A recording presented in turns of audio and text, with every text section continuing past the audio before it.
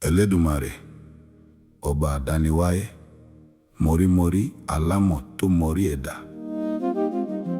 Ọba ṣèyóhù, alámọ̀ tó mọ orí mi. Ọba tó jẹ́ pé nígbà tó mọ orí mi tó ń bá mi dá májẹ̀mú kò sí ẹnikẹ́ni tó wà níbẹ̀. Eledumare wọ ọmọ wa kẹpẹ́ ò gẹ́gẹ́ bí májẹ̀mú tó bá mi dá, tó bá ìṣẹ̀dá mi dá.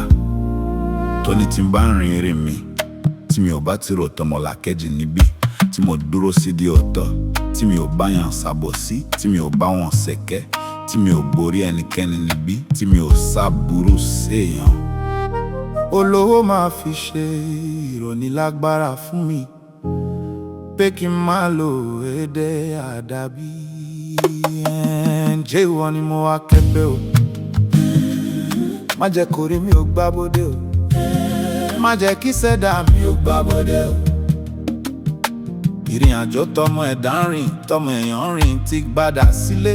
Eledumare má jẹ́ ń bá wọn dẹ́ṣẹ̀lẹ̀ o, má jẹ́ ara ilé mi dẹ́ṣẹ̀lẹ̀, káyà mi má dẹ́ṣẹ̀lẹ̀, káwọn ọmọ mi má dẹ́ṣẹ̀lẹ̀ o. Àti mi àti gbogbo ẹbí àti ará mi, àtàwọn olólùfẹ́ mi, má jẹ́ bá wọn rìn jó tèbi ń pọ́nà o. Jó tèbi ó bá balẹ̀ Eledumare, àti mi àti gbogbo ẹbí mi, àti àwọn ọ̀rẹ́ àti àwọn olólùfẹ́ mi, àti àwọn tó fẹ́ mi fún rẹ̀, má jẹ́ bá wọn sílé o. Eledumare, gbogbo jíjẹ mímú wá, má jẹ́ ògbó síbi tó sọ̀rọ̀, má jẹ́ àtàwọn náà ká má tọrọ jẹ́ o, má jẹ́ àdásó ìyàbúra o. Gbogbo àwọn tó wà nínú àwọn olólùfẹ́ wa àti àwọn èèyàn wa tán ti dàgbà.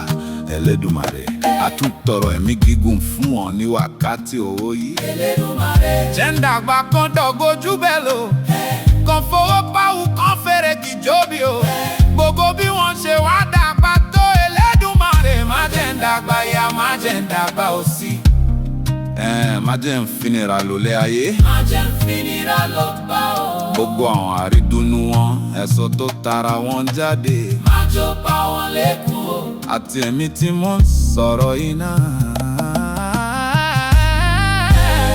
gẹ́gẹ́ bí májẹ̀mú tó bá mi dá, tó ní ni wọ́n bá ìgbà. Tèmi bá ti pa gbogbo àwọn òfin tó fún mi, tí n bá ti pa wọn mọ́, ó ní kí n má lo èdè àdàbí, kí n má sọ̀rọ̀ ẹnu mi, kí n má sọ sórí afẹ́fẹ́. Olówó máa fi àṣẹ sí nígbà tó bá tó àti nígbà tó bá yẹ. Eledumare, gẹ́gẹ́ bó ṣe bá mi dá májẹ̀mú pé tàbá wà rẹ̀ nìkẹ́ni tó bá forí mi níbí, àbí tó forí àwọn olólùfẹ́ mi, àtàwọn afẹ́nifẹ́re mi, àtàwọn ìdílé mi níbí. Láì ṣe pé àwa fúnra wa bá ròbìrò èèyàn, ó ní àdàbí yóò máa dá padà lé wọn lórí.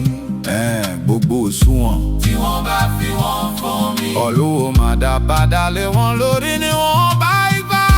Tèmi náà ó bá jẹ́ wọn lẹ́nu mi pé òṣùwọ̀n tí bá fi wọ́n fún èèyàn ó ní kí Eledumare kò fi wọ́n fún mi.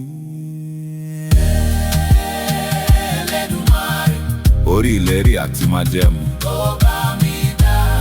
tó bá mi dá ni mo dúró lé o.